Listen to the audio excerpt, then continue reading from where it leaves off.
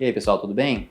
Pessoal, tema muito importante, tá? Quais são os riscos aí da automedicação para o paciente que tem o diagnóstico já de calvície, tá? Antes de qualquer coisa, a gente vê que alguns pacientes têm perda capilar e já pensa que é calvície, e nem toda perda capilar é calvície. A calvície, que é a alopecia androgenética, ela é uma alteração, ela na verdade ela é uma doença multifatorial que tem a parte genética muito importante, então o tratamento dela é totalmente diferente de outras questões de alopecia, tá, pessoal? Então, assim, primeira coisa, a gente tem que ter o diagnóstico certo. E por que eu falo isso? Às vezes alguns pacientes vêm tomando alguns medicamentos que não vai nem servir para eles, tá? Então isso realmente é muito importante. E a gente sabe que todos os medicamentos, eles podem ter efeitos colaterais. Não quer dizer que vai ter, mas podem ter. Imagina só, você está tomando um remédio que pode ter efeito colateral e nem serve para a tua perda capilar. E às vezes o paciente fala, mas é um amigo meu que tinha também e tomou e ficou bem. Às vezes é totalmente diferente, são doenças diferentes. Então, antes dessa questão da automedicação, primeiro tem que ter um diagnóstico correto. Tá? Se ter o diagnóstico correto da calvície, aí sim a gente vai tratar de uma maneira como ela merece, né? E vamos lá, e questão de risco, o que é que acontece? Primeiro, pessoal, as medicações nem sempre são iguais. Por mais que você tenha o mesmo diagnóstico, né, que duas pessoas com calvície, nem sempre a gente vai poder dar, tá? Por quê? Vai que o paciente, por exemplo, uma mulher está em fase fértil, está querendo engravidar, tem várias drogas que a gente não pode dar, proibido dar, tá? Então, isso realmente é muito importante, às vezes não sabe, e alguns medicamentos você compra sem receita, tá? Então, realmente isso é um risco muito grande. Você chega na farmácia, você pede, você toma, pode ter um efeito colateral grave, tá? Outra questão, acontece, tá? Já vi algumas vezes, homem está com calvície, está começando com a entrada ou com a coroa, fala, amigo meu também tá, tomou tal medicamento e melhorou. Só que o que é que acontece? A gente tem alguns medicamentos aí, para que está com a próstata mais aumentada, por exemplo, que vai ajudar no cabelo também.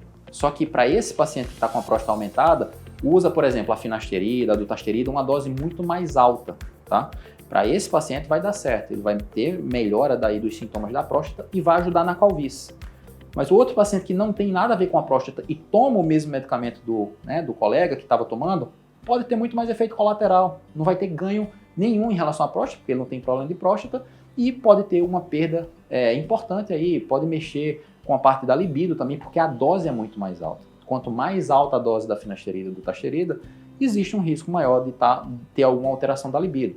Então, quando a gente faz o tratamento da calvície com a finasterida ou dutasterida, que são os inibidores da 5-alfa-redutase, a gente usa uma dose menor, que a porcentagem de pessoas que têm alteração da libido é muito baixa, tá? É bem difícil isso acontecer, pode acontecer, por isso que é importante você acompanhar com o médico especialista, tá?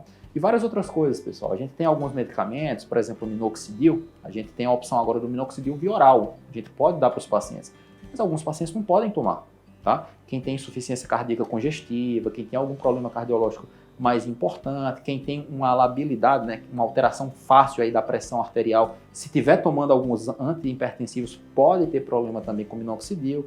Então, assim, pessoal, é uma série de problemas que você pode estar trazendo à tua saúde, tá? Então, assim, não é recomendável. Procura um médico, tricologista, especialista nesse tratamento das alopécias, tá?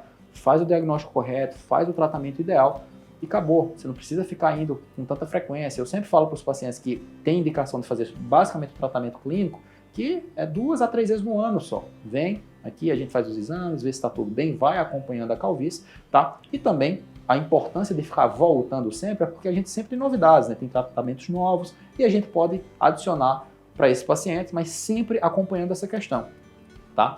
E vamos lá, o paciente está fazendo uns tratamentos e fala, doutor, eu vou precisar fazer uma suplementação de outro, enfim, vai procurar um nutricionista, vai fazer outra suplementação, a gente tem que de repente ver a suplementação que a gente já faz, para não ter uma hipervitaminose. Então, esse acompanhamento realmente é vital, pessoal.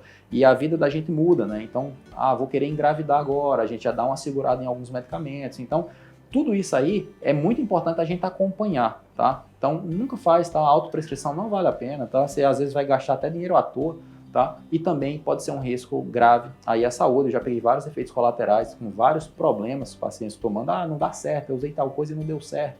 E às vezes a gente sabe que dá certo, mas é porque foi usado de uma maneira errada e você já fica com aquele preconceito, né, com algumas substâncias. Tá bom, pessoal? Então é isso, é muito perigoso, tá? Fazer autoprescrição, procura um médico especialista, tricologista, que vai te auxiliar nessa questão, tá bom? Grande abraço.